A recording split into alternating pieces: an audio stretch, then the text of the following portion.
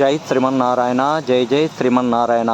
కొరుట్లకు అత్యంత సమీపంలో ఉన్నటువంటి గుమ్లాపూర్లో శ్రీ వెంకటేశ్వర స్వామి దేవాలయంలో అంగరంగ వైభవోపేతంగా కనుల విందుగా బ్రహ్మోత్సవాల నిర్వహణ జరుగుతుందండి. అందులో భాగంగా ఈరోజు శ్రీ వెంకటేశ్వర స్వామి వారి కళ్యాణం అశేష భక్తజనుల మధ్య కన్నుల విందుగా ఆనందంగా భక్తి పార్వశ్యంతో మునిగిపోయినటువంటి గుమ్లాపూర్ ప్రజలే కాకుండా చుట్టుపక్కల ప్రాంతాల నుండి కూడా ఈ వెంకటేశ్వర స్వామి కళ్యాణ మహోత్సవాన్ని తిలకించడానికి అశేష భక్తజనులు వేలాది మంది భక్తులు ఇందులో పాల్గొన్నారండి.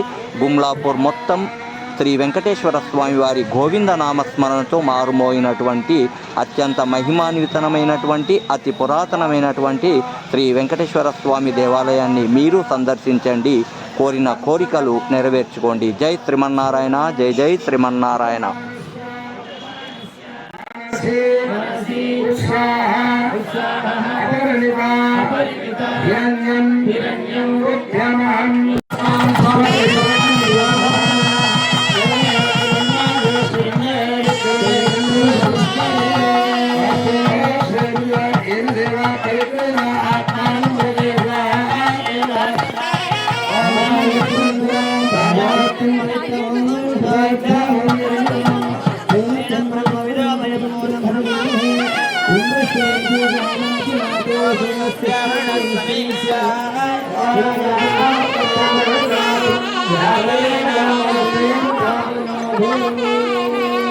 జై శ్రీమన్నారాయణ.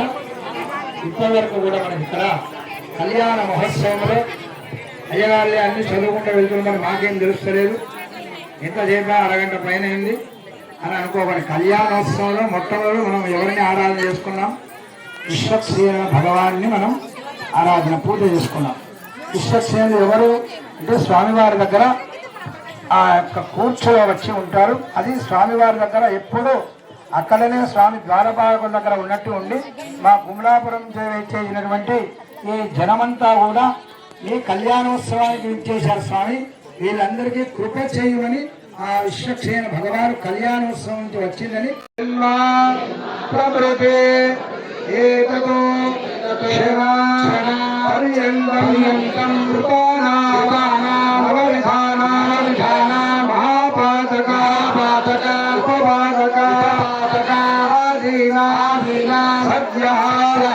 పనోదన ద్వారా శ్రీమన్నారాయణ నారాయణ కైంకర్య రూపం అహం కరిష్యే కల్యాణ్యగర్భస్వవర్తదాత్మే భూతస్థదారపదవేద ఆదేవ అధానమృతరేమ్యామృతే మాం తస్మై దేవాయ హవిషా విధేమ. కన్యాదానసమయే గోదాన భూదాన హిరణ్యదాన సాలగ్రామదానం శుభ్యమాం సంవ్రజతే నామా. జై శ్రీమన్నారాయణ. వివాహంలో అబ్బాయిని మనము అమ్మాయిని కూడా స్వామికి సమర్పించాలి. ఎందుకంటే రేపు మళ్ళీ అమ్మవారిని అడగకుండా స్వామికి కావలసినంత గోవుని గో సంపద ఎక్కడ ఎక్కువ ఉంటే అక్కడ ఆరోగ్యంగా ఉంటుంది శాస్త్రం. అందువల్ల గోవులను పెంచుకొని చెప్తారు. అందుకే భూ హిరణ్యము భూమిని ఇవ్వాలంట. ఎంత భూమి ఇచ్చాము మన స్వామివారికి ఇంత స్థలం అంతా స్వామివారికి ఇచ్చేసాం. మనమంతా కూడా ఆవుల మన ఇంట్లో ఉన్న ఆవులను కూడా స్వామికి సమర్పించుకున్నామట. గోదాన భూదాన హిరణ్యం అంటే బంగారం ఇవ్వాలంట స్వామికి.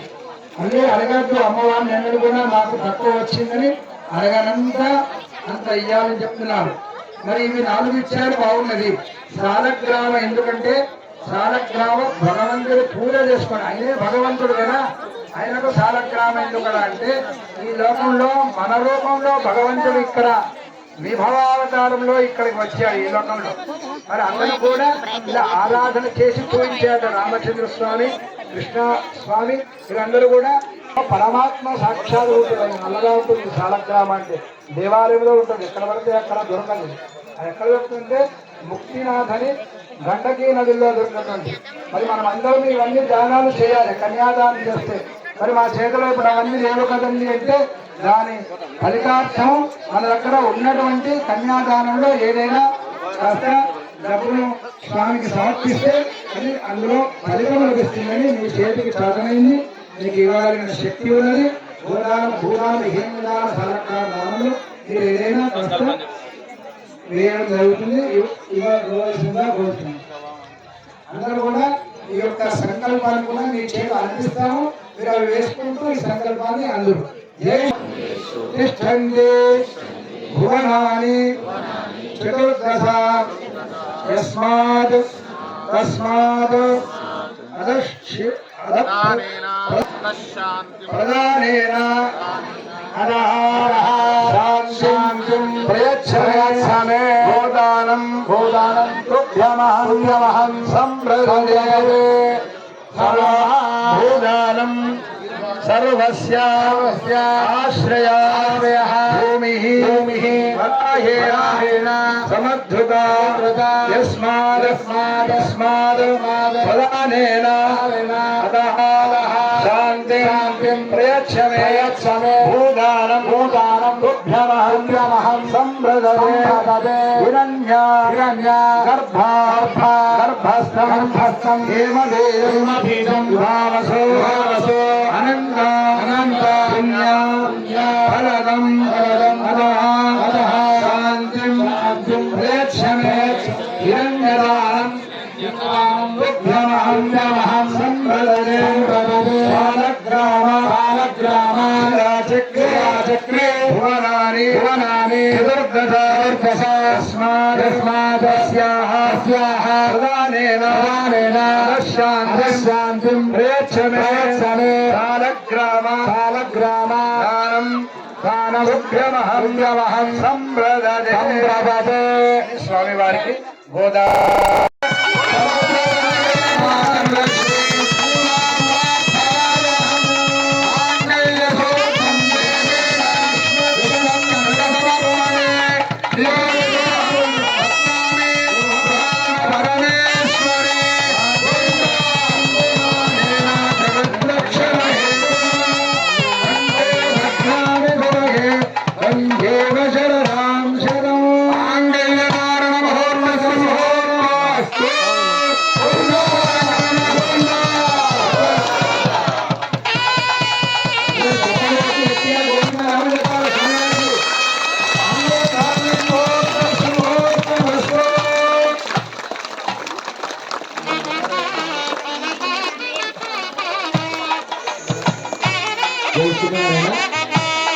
దుర్గాపురి గ్రామ ప్రజలంతా కూడా ధన్యులు.